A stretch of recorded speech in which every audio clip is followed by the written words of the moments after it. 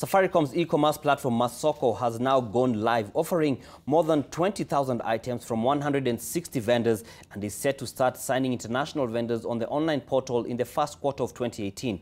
This will enable local customers to purchase items directly from abroad. Now, to buy products, shoppers are required to create an account, providing shipping address, and pay via mobile money or make card payment before delivery of the items. The platform is built on the Alibaba and Amazon concept and is expected to face stiff competition from other e-commerce platforms already in the country.